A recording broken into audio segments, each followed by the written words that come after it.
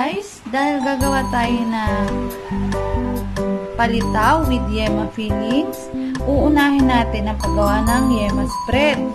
So, kailangan natin ng maliit na condense, and then isang itlog, and also vanilla flavor. Ayan. Half teaspoon lang pong ilalagay natin vanilla flavor. So, let's start, guys. So, guys, sisimulan na natin. Papainit tayo ng kawali.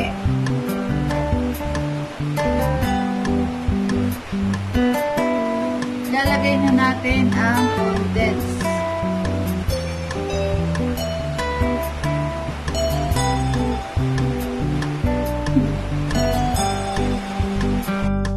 Ayan. Mahinang apoy lang ang gagamitin natin, guys. Laging tandaan, mahinang apoy.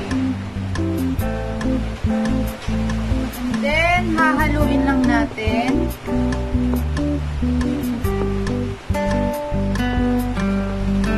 Pagkatapos, lalagyan natin ng isang itlog.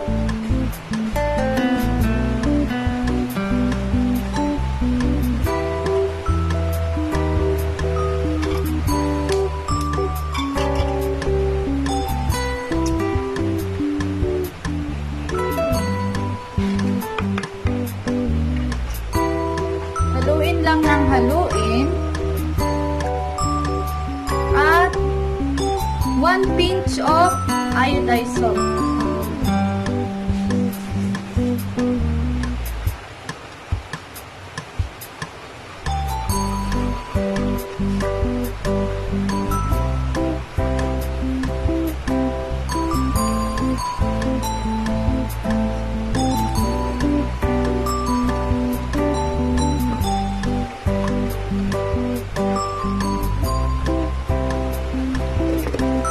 Ilagay na din natin ang half tablespoon of vanilla.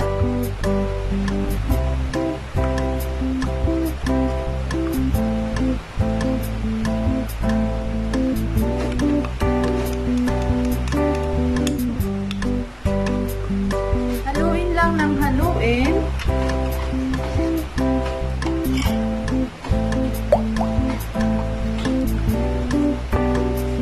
Hanggang makuha natin yung gusto nating lapot.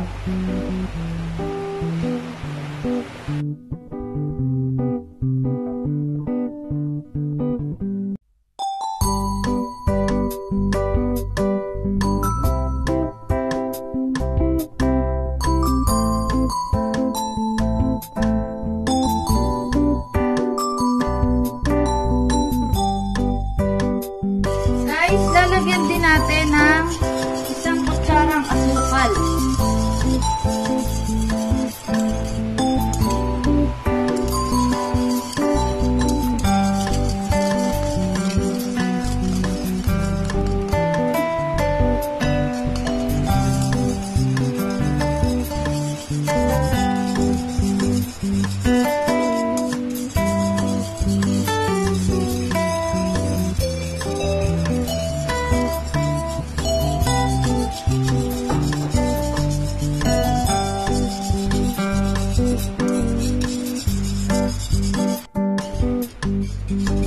Guys, walang tigil ang paghahalo ang kailangan dito para hindi magbuo-buo. And then, para makuha natin yung gusto nating lapot para sa ating yema spread.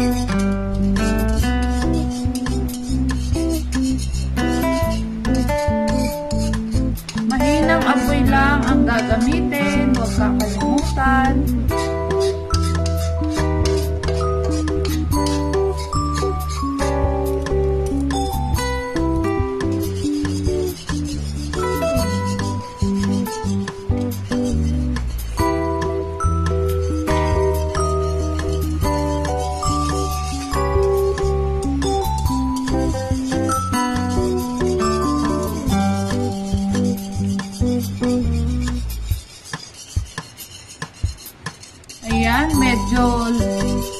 malapot na yung ating yema spread. Kaunting halo na lang guys. Within 15 minutes, tapos na ang inyong yema spread. Guys, ayan na ang ating finished yema spread. So, papalamigin na lang muna natin siya. At gagawa na tayo ng anis. Sa paggawa ng anis, kailangan natin ng linga or sesame seeds. Yan, 10 pesos lang po yan. Then, kawali bago natin ilagay. Kasi isasangag natin ang mga sesame seeds.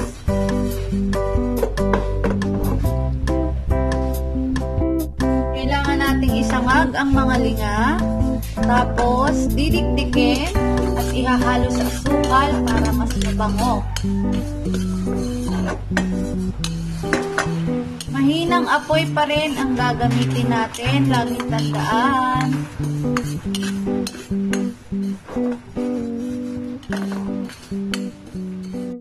Hihintayin natin maging kulay brown ang mga sesame seeds para palatandaan na luto na.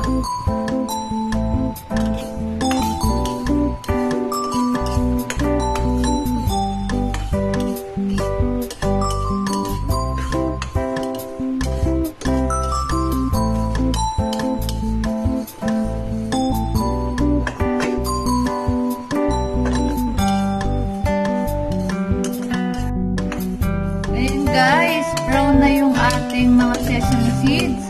Kaya pinatay ko na yung apoy. Ayan, ready na para dikdikin, para mas mabango.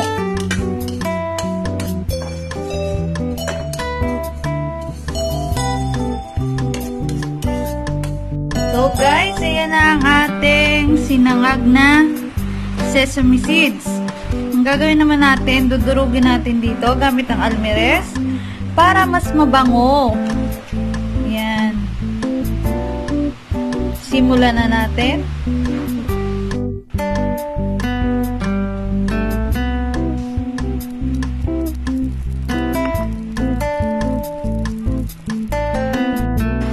Ayan, dahan-dahan lang nating babayuhin kasi magtatalsikan. Pwedeng durugin na lang ng paikot-ikot, huwag nang pakadukdukin. Kasi tatalsik yung mga sesame seeds. Mahalaga, madurog siya or mapirat. Ayan, ang bango. Mas mabango po ang sesame seed pag dinudok-dok. So, ayan guys, nakapagdurog na tayo ng first batch. Ayan na, susunod. Ayan, parang hinahalo nyo lang gamit ang almirez. Bango! At iyan na po ang huli.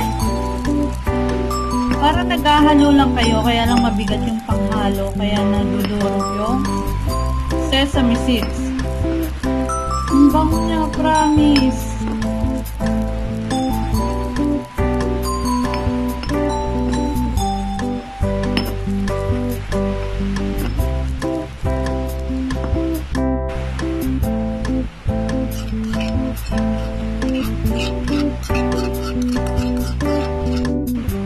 Ayan, ready na po ang ating sesame seeds.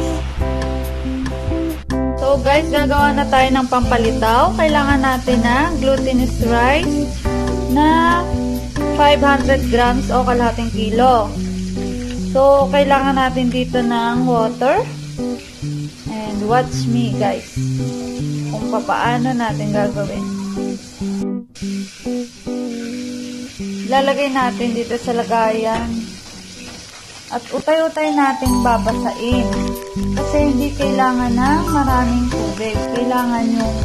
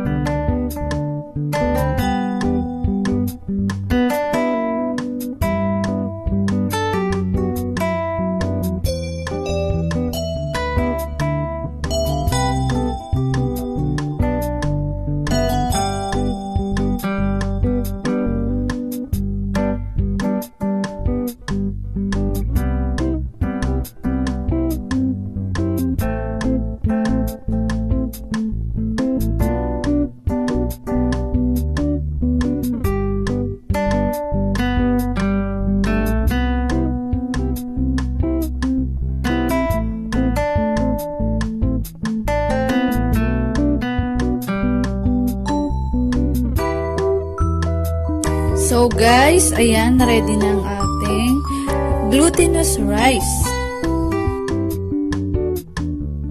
Ayan guys, magbibilog na tayo ng ating glutinous rice. At syempre, nandito na ang ating yema spread. At kumuha din tayo ng daon ng saging para dito natin ilalagay yung mga bilog-bilog. So guys, let's start na po.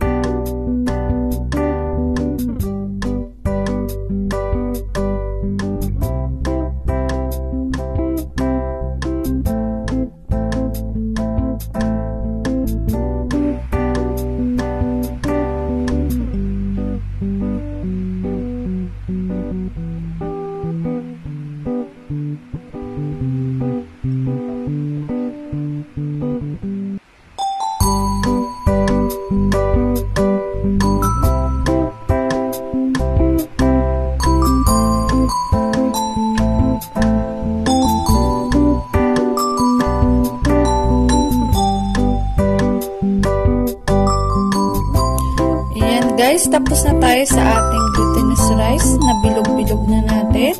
So, iluluto na natin.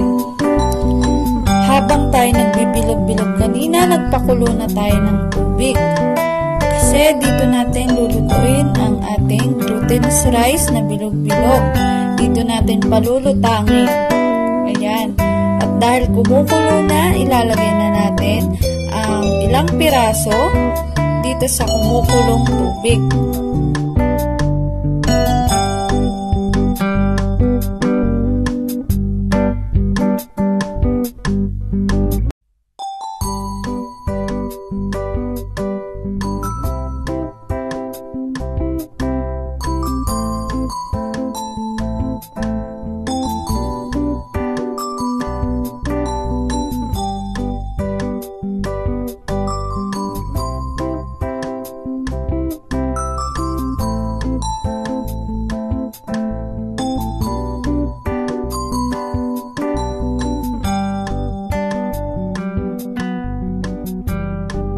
Ayan, hayaan lang natin kumulo at kusang lulutang ang ating mga binilog na glutinous rice.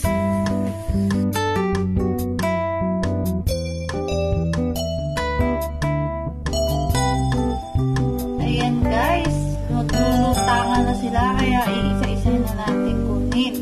Tapos, ilalagay natin sa isang warm water naman para lumamig yung bula-bula. Okay. Ingat lang po at napakainit.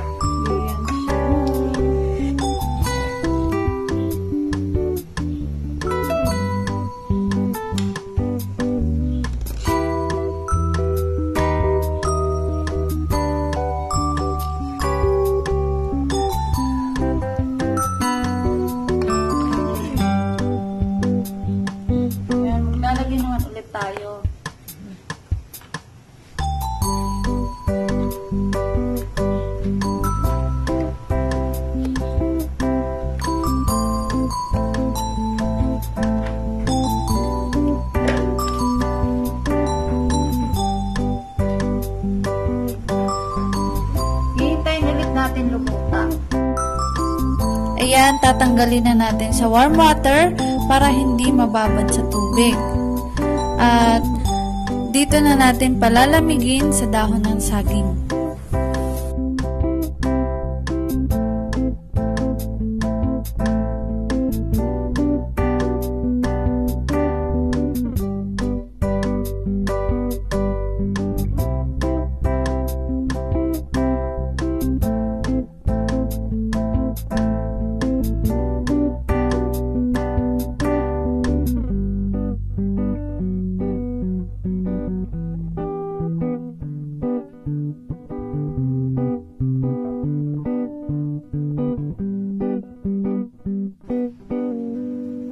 yan po ang ating second batch. Utay-utay na ulit na umaangat.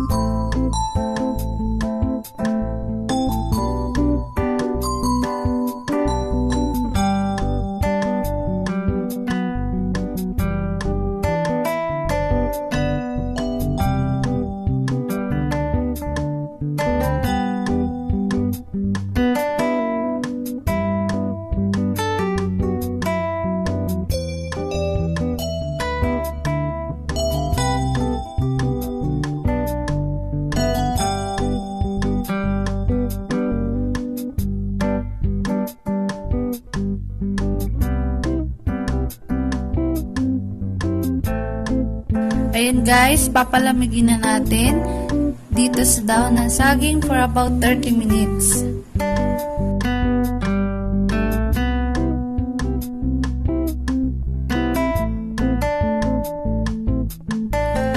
At habang nagpapalamig tayo, ihanda na natin ang ating sesame seeds. Lagyan natin ng asukal. Hahaluin natin kasi dito natin pagugulungin ang mga palitaw balls.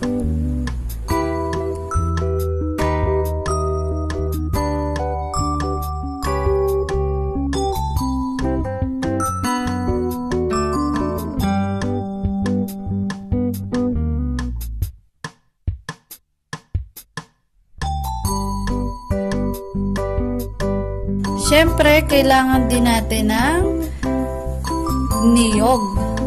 Pagugulungin muna natin sa niyog bago natin pagulungin sa sesame seed na may asukal.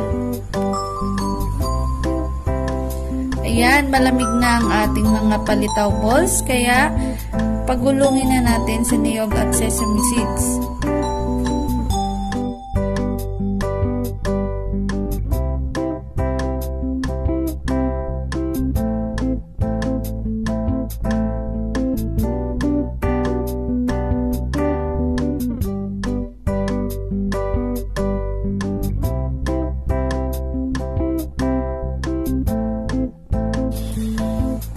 Paulit-ulit lang po ang proseso hanggang matapos sa pagpapagulong ng ating palitaw balls.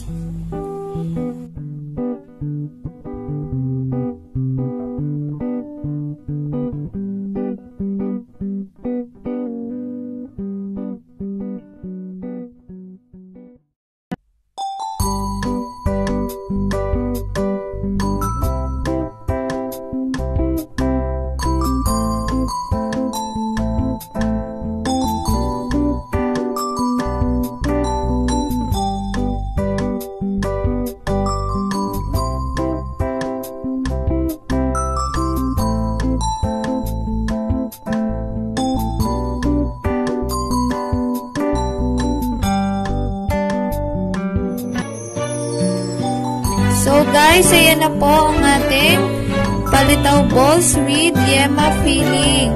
Sana po may natutunan kayo. Thank you for watching guys. Until next cooking!